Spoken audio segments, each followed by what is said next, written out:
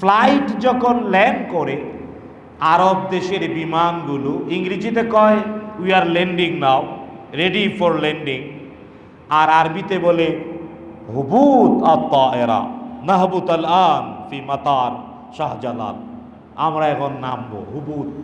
আল্লাহ একই শব্দ আদমের ব্যাপারে ব্যবহার করেছেন, ইহবিতু মিনহা, হুবুত। রাসূল সাল্লাল্লাহু আলাইহি ওয়াসাল্লাম বলেছেন আকাশ জানে, জান্নাতি জান। প্রশ্ন করতে পারেন বিমান তো, রকেট তো আর আমাদের মতো আগে ছিল না, তাহলে কি কোন যান ছিল? মানুষ যাতে এই প্রশ্ন কিয়ামত পর্যন্ত করে জবাব পায়, এই জন্য আল্লাহ তার রসুলকে মেরাজ করিয়েছেন। কি করিয়েছেন?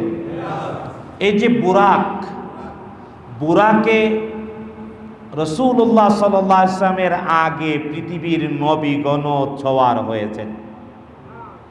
সুবহানাল্লাহ, বড় আস্তে কইল।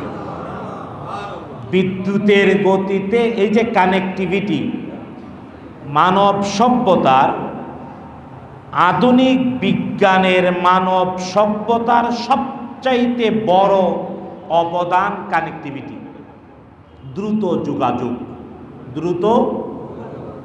আমরা খালি এখন মোবাইলে হেলো হেলো কই, সাউন্ডটা খালি ট্রান্সফার হয়, কিন্তু আজকে থেকে কয়েক হাজার বছর আগে সুলাইমান আলাইহিস সালামের সময়ে বস্তু বস্তু এখন যেমন শব্দ ট্রান্সফার হয়, বস্তু ওইভাবে ট্রান্সফার হতো। কোথায় আছে? আরো কয়েক হাজার বছর আগে সুলাইমান আলাইহিস সালামের সময়ে রানী বিলকিসের সিংহাসন চুকের পলকে, সূরাত আন-নামলে আল্লাহ বলেছেন চুকের পলক উপর থেকে নিচে পড়ার আগে হাজার মাইল, ইয়ামান থেকে, ইয়ামানের রাজধানী সানআ, ইয়ামান থেকে ফিলিস্তিন, চুকের পলকের আগে বিশাল সিংহাসন নিয়ে এসেছে।